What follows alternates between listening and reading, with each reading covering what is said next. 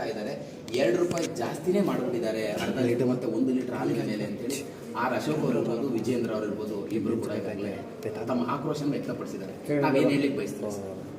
R Ashok ಅವರಿಗೆ ಮತ್ತು ವಿಜೇಂದ್ರ ಅವರಿಗೆ ತಮ್ಮ ಮೂಲಕ ನಾನು ಹೇಳಕ್ಕೆ ಬಯಸ್ತೀನಿ, 10 ವರ್ಷದಲ್ಲಿ ಈ ದೇಶದ ಜನರ ಮತ್ತು ರಾಜ್ಯದ ಜನರ ರಕ್ತವನ್ನ ಯಾವ ರೀತಿಯಲ್ಲಿ ಏನಂತ ಹೇಳಿದ್ರು ಅವರು, ತಿಗಣೆ ರೀತಿಯಲ್ಲಿ 10 ವರ್ಷದಲ್ಲಿ ಈ ದೇಶದ ಜನರ ಮತ್ತು ರಾಜ್ಯದ ಜನರ ರಕ್ತವನ್ನು ಇರುವಂತ ಕೆಲಸ 75 ವರ್ಷದ ಇತಿಹಾಸದಲ್ಲಿ ಯಾವುದಾದ್ರೂ ಒಂದು ಸರ್ಕಾರ ಮಾಡಿದೆ ಅಂದ್ರೆ ಅದು ಬಿಜೆಪಿ ಸರ್ಕಾರ, ಸನ್ಮಾನ್ಯ ನರೇಂದ್ರ ಮೋದಿ ಅವರ ಸರ್ಕಾರ.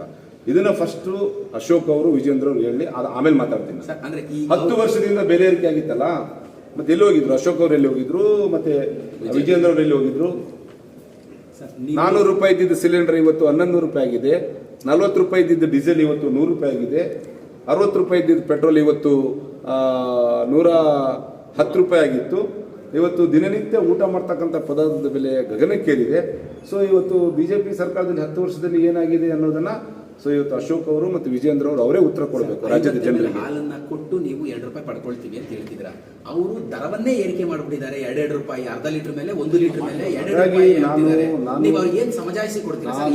ನಾನು ಕಡಿಮೆ ಮಾಡ್ತೀರಾ? ತಮ್ಮ ಮೂಲಕ ಈ ರಾಜ್ಯದ ಮಾಧ್ಯಮದ ಮೂಲಕ ಕರ್ನಾಟಕ ರಾಜ್ಯದ ಜನರಿಗೆ ಮತ್ತು ನಮ್ಮ ನಂದಿನಿ ಹಾಲನ್ನ ಏನು ಬಳಕೆ ಮಾಡ್ತಕ್ಕಂಥ ಎಲ್ಲ ಗ್ರಾಹಕರಿಗೆ ತಮ್ಮ ಮೂಲಕ ನಾನು ವಿನಂತಿ ಮಾಡ್ತೀನಿ, ನಾವು ಯಾವುದೇ ನಂದಿನಿ ಹಾಲಿನ ದರವನ್ನು ಹೆಚ್ಚು ಮಾಡಿಲ್ಲ. 1 ಪೈಸೆ ಕೂಡ ನಾವು ಇವತ್ತು ಹೆಚ್ಚನ್ನು ಮಾಡ್ತಕ್ಕಂಥ ಪ್ರಶ್ನೆ ಇಲ್ಲ. ನಮಗೆ ಪ್ರತಿ ವರ್ಷ ಜೂನು, ಜುಲೈ, ಆಗಸ್ಟಲ್ಲಿ ಪ್ರತಿ ವರ್ಷ 89 ಲಕ್ಷ 90 ಲಕ್ಷ ಲೀಟರ್ ಮಾತ್ರ ನಮಗೆ ಶೇಖರಣೆ ಆಗ್ತಾ ಇತ್ತು. 10-15 ವರ್ಷದ ಸರಾಸರಿನ ನಾವು ನೋಡೋದಾದ್ರೆ ಇವತ್ತು ಈ ವರ್ಷ 15% ಹಾಲು ಹೆಚ್ಚಳ ಆಗಿದೆ. ಇವತ್ತು 98,17,000 ಲೀಟರ್ ಇವತ್ತಿನ ಶೇಖರಣೆ, 98,17,000 ಲೀಟರ್ ಇವತ್ತಿನ ಶೇಖರಣೆ. ಇದು ಕರ್ನಾಟಕ ರಾಜ್ಯದ ಒಂದು ಹೆಮ್ಮೆಯ ವಿಚಾರ. ಇವತ್ತು ದೇಶದಲ್ಲಿ 2ನೇ ಸ್ಥಾನದಲ್ಲಿದ್ದೀವಿ ಅಮೂಲ್ ಬಿಟ್ರೆ. 1 ಕೋಟಿ ಲೀಟರ್ ಹಾಲನ್ನ ನಾವು ಗುರಿಯನ್ನು ಮುಟ್ತಾ ಇದೀವಿ ಅಂದ್ರೆ ಇದು ಬಹಳ ಕರ್ನಾಟಕ ರಾಜ್ಯದ ಒಂದು ಹೆಮ್ಮೆಯ ವಿಚಾರ.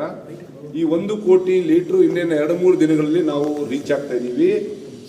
ಇದಕ್ಕೆ ಕಾರಣಕರ್ತರು ಕರ್ನಾಟಕ ರಾಜ್ಯದ ರೈತರು. ಕರ್ನಾಟಕ ರಾಜ್ಯದ 27 ಲಕ್ಷ ಏನು ರೈತರಿದ್ದಾರೆ, ಆ ರೈತರಿಗೆ ನಾನು ವಿಶೇಷವಾಗಿ ಅಭಿನಂದನೆಗಳನ್ನು ಸಲ್ಲಿಸ್ತೀನಿ.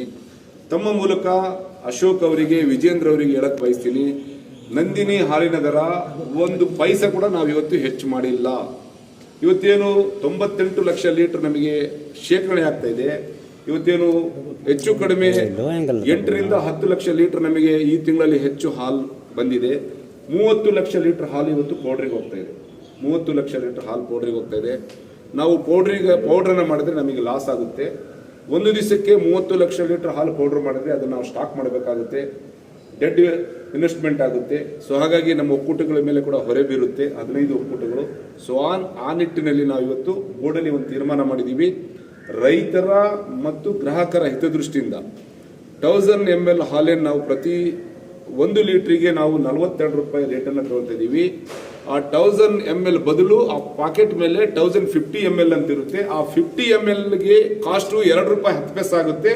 ಅದಕ್ಕೆ ನಾವು ₹2 ತೊಗೊಳ್ತಾ ಇದೀವಿ. 10 ಪೈಸೆ ನಾವು KMFಗೆ ಹೊರೆಯನ್ನ ನಮಗೆ ಬೀಳುತ್ತೆ. ಅದು ಆ ₹2 ಮಾತ್ರ ನಾವು ಹೆಚ್ಚು ತೊಗೊಳ್ತಾ ಇದೀವಿ. 1050 ml ಹಾಲು ಕೊಟ್ಟು 50 ml ಕಾಸ್ಟ್ಗೆ ಮಾತ್ರ ಏನು ₹2 ಬೀಳುತ್ತೆ, ಆ ₹2 ತೊಗೊಳ್ತಾ ಇದೀವಿ. ಇಲ್ಲಿ ನಂದಿನಿ ದರದ ಬಗ್ಗೆ ನಾವು ದರ ಹೆಚ್ಚು ಮಾಡಿಲ್ಲ, ಬೆಲೆ ಏರಿಕೆ ಆಗಿಲ್ಲ.